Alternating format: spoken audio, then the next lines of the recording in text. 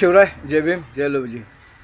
काल संविधानाला 75 वर्षाचा लोकसभेमध्ये नरेंद्र मोदी जे शेटजी आहेत भारताचे, त्यांचं शेवटचं भाषण झालं.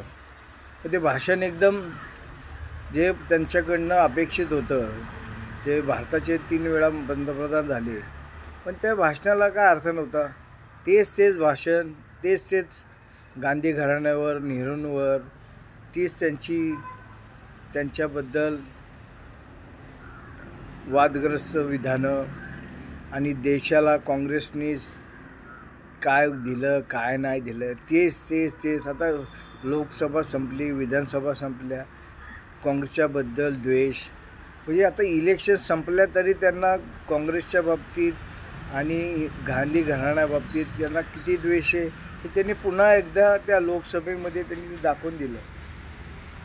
आणि काँग्रेसच्या माथ्यावर तो कलंक आहे संविधानाचा.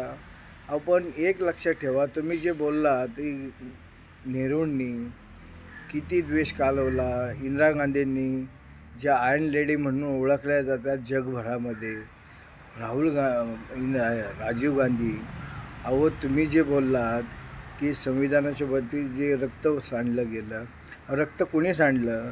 इंदिरा गांधींना माहीत होतं की त्यांची हत्या होणार आहे, तरी त्यांनी देशाच्यासाठी त्यांनी सांगितलं की मी जोपर्यंत जिवंत आहे तरी हा माझ्या देशाचा एक रक्ताचा थेंब हा देशासाठी मी अर्पित करेन. त्यांना माहीत असूनसुद्धा त्यांनी ते देशासाठी बलिदान दिलं. तसेच राजीव गांधींना माहीत होतं की त्यांची हत्या होणार आहे, तरी त्यांनी तिथं ते स्वीकारलं आणि ते लोकांमध्ये शेवटपर्यंत राहिले आणि लोकांसाठी त्यांनी बलिदान केलं. तुमचा सांगा कुठला असा एक तरी कार्यकर्ता आहे का की जो देशासाठी RSSचा, भारतीय जनता पार्टीचा, की त्यांनी देशासाठी बलिदान दिलं? एक तुमच्याकडं कार्यकर्ता असा नाही आहे.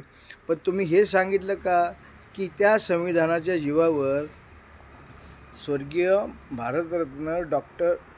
भारतरत्न पंतप्रधान राजीव गांधींनी अटल बिहारी वाजपेयींना अमेरिकेत नेऊन त्यांची शस्त्रक्रिया केली, हे तुम्ही सांगायला विसरला तो. कारण तुमचे RSSचे विचार आहेत. त्यामुळे भारतीय जनता पार्टीला कुठलाही आरोप करण्याला अधिकार नाही आहे. त्यामुळे देशाच्या जनतेला तुमच्याच ह्या सोशल मीडियाने तुम्ही जो विकत घेतलेला आहे, त्याच्यातनं जे 4 स्तंभ आहेत देशाचे, हे सर्व तुम्ही घेतलेले आहेत. त्याच्यामुळं तुम्ही काही जरी केलं आणि काही जरी तुम्ही अजूनसुद्धा काँग्रेसच्या मागे का हात धुवून लागला हे तुम्हाला माहिती आहे की देश हा काँग्रेसच्या विचारांच्या प्रेमाच्या पोटी काँग्रेसच्या सगळी लोक मागं आहेत, हे लक्षात ठेवा. त्याच्यामुळे तुम्ही किती जरी काँग्रेसच्या गांधी घराण्याच्या मागे जरी लागलात, काय फरक पडणार नाही. काँग्रेसच्या मागे आणि गांधी घराण्याच्या मागे ही सर्व मतदार राजा त्यांच्याबरोबर आहेत, हे लक्षात ठेवा. जय भीम, जय लवजी, जय महाराष्ट्र.